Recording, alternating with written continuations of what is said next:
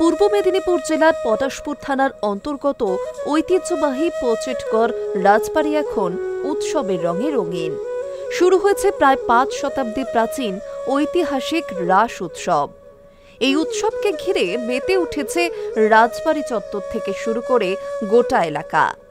রাজবাড়ির কুলদেবতা কিশোরাই জিউ ও অন্যান্য বিগ্রহের শোভাযাত্রা দেখতে প্রতিদিন ভিড় জমাচ্ছেন হাজার হাজার ভক্ত ও পর্যটকেরা।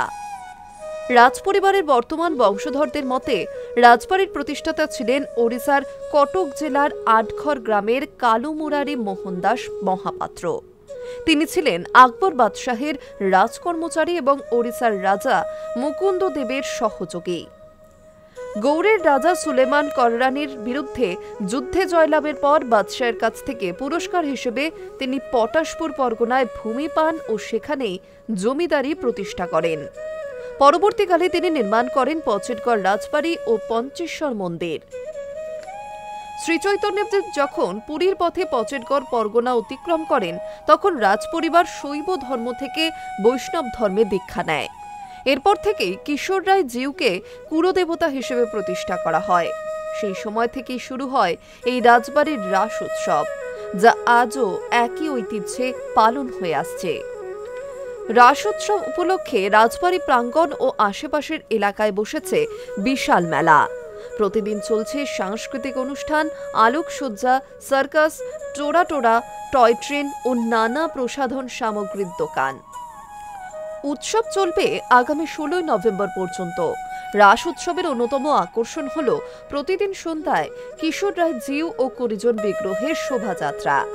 রাজবাড়ি থেকে শুরু করে রাসমঞ্চ পর্যন্ত চলে এই ঐতিহ্যবাহী যাত্রা।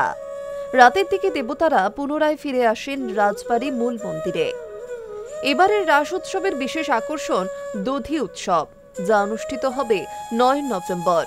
সেদিন ভোররাত থেকে দুপুর পর্যন্ত রাজবাড়ির কুলদেবতা কিশোর রায় জিউ ও সমস্ত বিগ্রহ রাসমঞ্চে অবস্থান করবেন। রাজবাড়িকে ইতিমধ্যেই পশ্চিমবঙ্গ হেরিটেজ কমিশন হেরিটেজ হিসেবে স্বীকৃতি দিয়েছে। রাজবাড়ির ভিতরে হোমস্টে সুবিধা থাকায় বিদেশি পর্যটকরাও প্রতি বছর এখানে ভিড় জমান। দর্শনার্থীদের জন্য রাজবাড়ির সংগ্রহশালাও খুলে দেওয়া হয়েছে। মেলায় নিরাপত্তা ব্যবস্থায় মোতায়েন করা হয়েছে পর্যাপ্ত পুলিশ বাহিনী ও স্বেচ্ছাসেবক দল। যানজট নিয়ন্ত্রণে বিশেষ নজরদারি চলছে। পুরো মেলা চত্বরে বসানো হয়েছে সিসি ক্যামেরা। রাজবাড়ির এক সদস্য জানিয়েছেন, এই উৎসব শুধু ধর্মীয় নয়, এটি আমাদের এলাকার ঐতিহ্য ও ঐক্যের প্রতীক। ৫০০ বছর ধরে এই উত্তরাধিকার বহন করে চলেছে তারাই। Hi News network.